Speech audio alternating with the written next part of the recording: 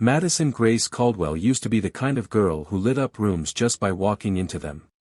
The only daughter of tech billionaire Jonathan Caldwell, Madison grew up in luxury, penthouses, private jets, charity galas, the American dream on steroids. But all that changed a year ago when she was diagnosed with acute lymphoblastic leukemia. Suddenly, the vibrant 23-year-old became a ghost in her own life. The penthouse felt more like a mausoleum than a home. The laughter disappeared. The sparkle in her eyes was replaced with a flat, quiet sadness. Doctors came and went. Private specialists from Switzerland, the best oncologists from Johns Hopkins. But none of them could restore what the disease had truly taken from her, the will to live. She stopped painting. She stopped listening to music.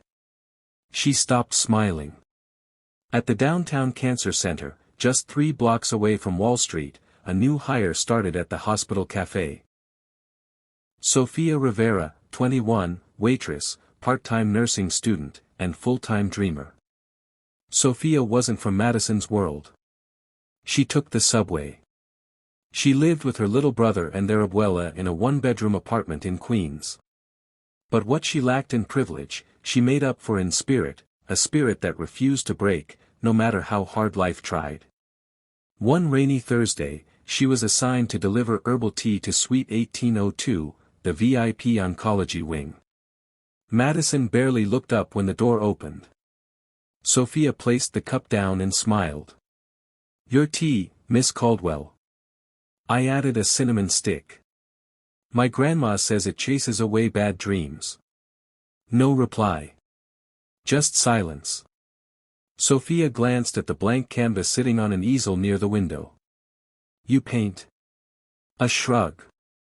A flicker of interest, barely. "My brother used to paint when he was sick. He said colors made him feel braver." Still no response. But just before she left, Sofia turned and said gently, "You don't have to talk. I'll be back tomorrow. Maybe I'll bring you some braver colors." Madison's lips twitched. Not quite a smile.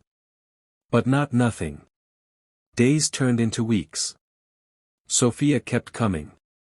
She brought stories, jokes, old vinyl records, even silly finger puppets once. Sometimes Madison would scoff. Sometimes she would cry. But slowly, something began to shift. Sofia didn't ask Madison how she felt or what her prognosis was. She asked what her favorite cloud shape was. Whether she believed in aliens.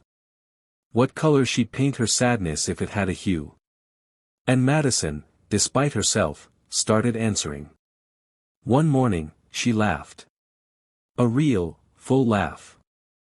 Loud enough that a nurse peeked in to see if she was okay. Sofia just winked and handed her a peanut butter cookie. Laughter burns calories. "You're welcome." Jonathan Caldwell noticed the change. "She's different," he said to the head nurse. "She smiles now," the nurse replied. "She's trying." Jonathan found Sofia in the cafe during her shift. She was restocking napkins. "You're the waitress from 1802, he said. Sofia turned, nervous. "Yes, sir. I mean, yes. My daughter hasn't smiled in 8 months. Now she does."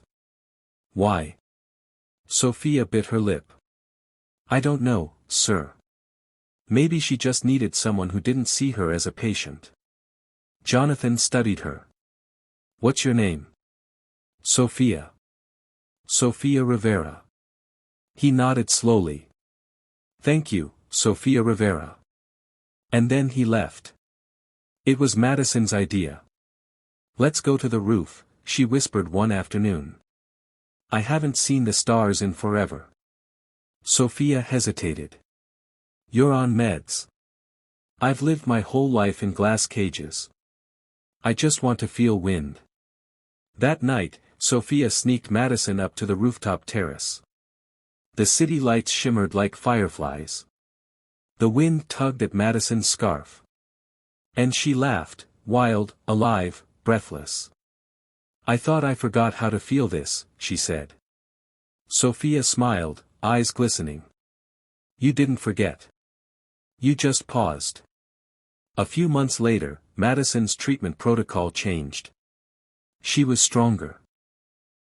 Hope, for the first time, was real, not just a thing doctors said out of duty. Sofia eventually returned to nursing school full-time, with a scholarship she never applied for, one that arrived in a navy blue envelope signed Jonathan Caldwell Foundation. And Madison? She began painting again. Her first piece was titled The Color of Her Smile. It was warm. It was golden. And it was brave.